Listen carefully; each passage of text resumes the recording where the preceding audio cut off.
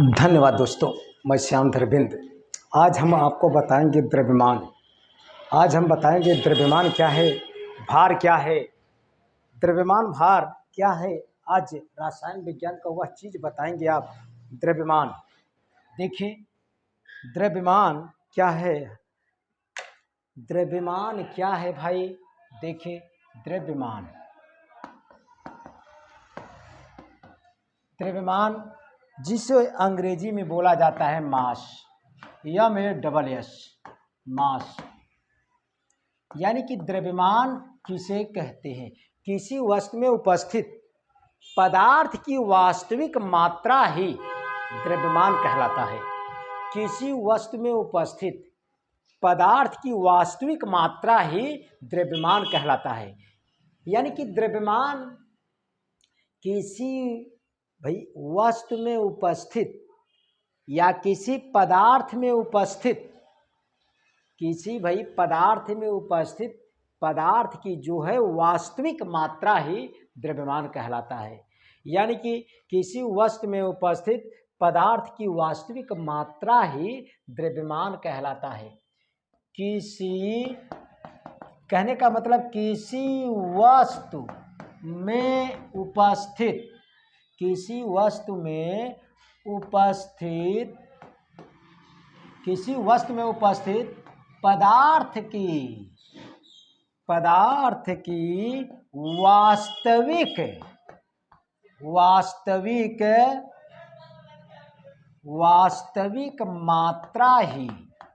वास्तविक मात्रा ही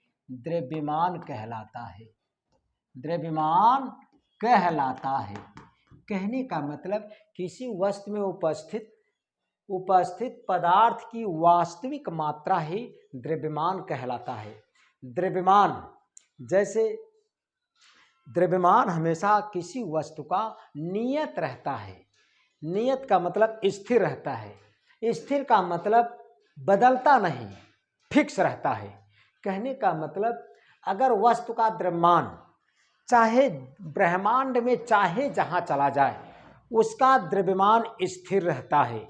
बड़े बड़े प्रतियोगी परीक्षाओं में पूछा जाता है, किसी वस्तु का द्रव्यमान स्थिर रहता है, बदलता नहीं।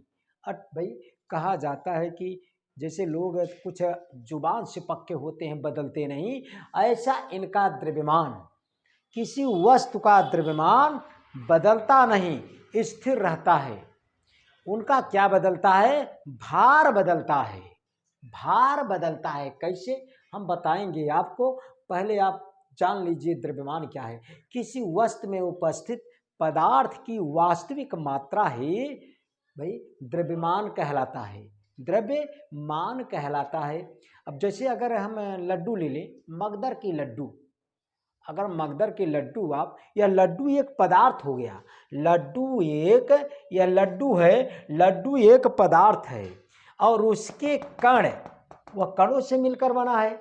ये छोटे छोटे कणों से, यह छोटे छोटे कण है जिन्हें हम परमाणु के नाम से जाना जाता है।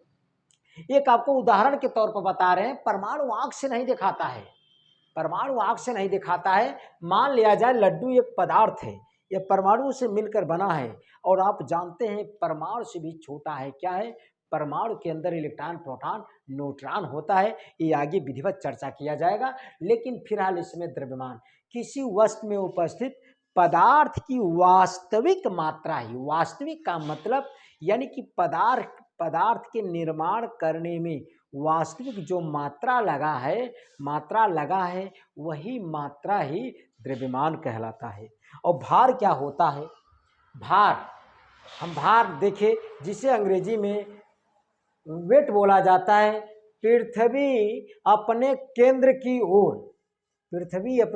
की ओर वस्तुओं को जिस बल से खींचती है या आकर्षित करती है, यानी कि भार, जिसे अंग्रेजी में VIGHT, वेट। यानी कि वेट क्या है? What is the weight? भार क्या है? पृथ्वी कहा जाता है भार क्या है? पृथ्वी अपने केंद्र की ओर वस्तुओं को जिस बल से आकर्षित करती है वह उसका भार कहलाता है। पृथ्वी अपने केंद्र की ओर वस्तुओं को जिस बल द्वारा पृथ्वी अपने केंद्र की ओर वस्तुओं को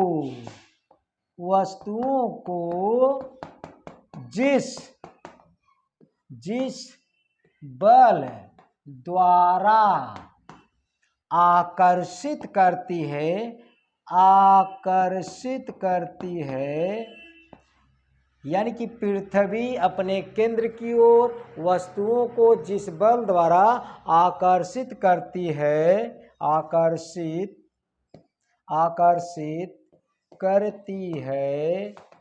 भार कहलाता है। पृथ्वी अपने केंद्र की ओर वस्तुओं को जिस बल द्वारा आकर्षित करती है भार कहलाता है। पृथ्वी अपने केंद्र की ओर वस्तुओं को जिस बल द्वारा भाई आकर्षित करती है वही बल उनका भार कहलाता है। पृथ्वी अपने केंद्र की ओर वस्तुओं को जिस बल द्वारा आकर्षित करती है वह उसका भार कहलाता है। आप जानते हैं भार का SI मात्रक न्यूटन होता है। भार का मात्रक क्या होता है? न्यूटन। जैसे हमने कहा अंतरिक्ष में G का मान 0 होता है। अंतरिक्ष में आप जानते हैं अंतरिक्ष में G का मान 0 होता है। अंतरिक्ष में G का मान 0 होता है। स्मॉल g, अभी कैपिटल G भी आप पढ़ेंगे। अंतरिक्ष में G का मान 0 होता है जिससे भार भी 0 प्रतीत होता है, क्योंकि भार बराबर mg होता है। अंतरिक्ष में G का मान 0 प्रतीत होता है, इसलिए भार भी 0 प्रतीत होता है। कहने का मतलब यह कंपटीशन में तमाम प्रतियोगी परीक्षाओं में प्रश्न पूछा जाता है। अंतरिक्ष में स्मॉल g का मान कितना होता है भाई? 0। कैपिटल G की बात अभी भाई दूर छोड़िए आप। अंतरिक्ष में G का मान स्मॉल g का मान कितना होता है? 0 होता है, इसलिए भार भी 0 प्रतीत होता है। क्यों? भार बराबर आप जानते हैं भार को W से दर्शाया जाता है। भार बराबर mg। G का मान अगर हम 0 यहाँ पर 0 रख देंगे तो पूरा सिस्टम 0 हो जाएगा। कहने का मतलब अंतरिक्ष में G का मान 0 होता है, इसलिए भार भी 0 प्रतीत होता है। या आप जानते हैं G का मान हमेशा बदलता रहता है।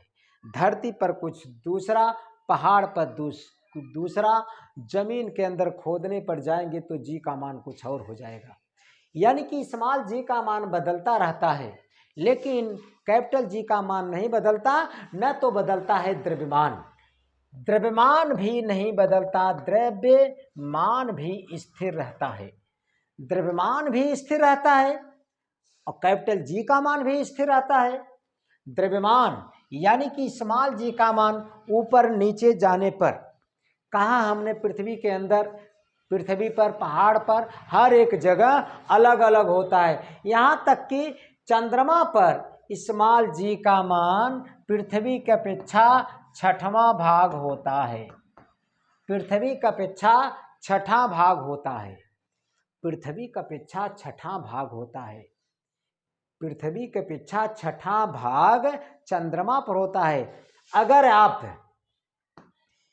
यहाँ कोई वस्तु है 600 न्यूटन, कितना है?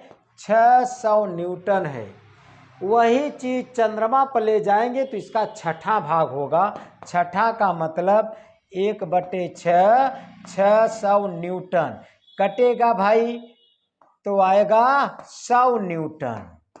कितना आएगा 100 न्यूटन। यानी कि कोई वस्तु अगर धरती पर 600 न्यूटन है तो चंद्रमा पर जाएगा तो वह कितना प्रतीत होगा 100 न्यूटन होगा। यानी कि स्मॉल जी का मान वहाँ पर छठा भाग होता है। जैसे कह लिया जाए अगर आप यहाँ पर 60 केजी हैं, आप यहाँ पर 60 केजी हैं तो जाएंगे वहाँ आप 10 केजी हो जाएंगे, 10 केजी हो जाएंगे। यह तो था द्रव्यमान भार और स्मॉल जी के विषय में चर्चा। अगर आप नए हो तो जरूर चैनल को सब्सक्राइब कीजिए। इतना भाई सब्सक्राइब कीजिए जरूर, निश्चित रूप से कुछ न कुछ जानकारी आपको हमेशा डेली वीडियो डाला जाएगा और डाला जाता है। आप निश्चित रूप से कुछ न कुछ आप जानकारी ग्रहण करने का प्रयास करते रहिए। धन्यवाद दोस्तों।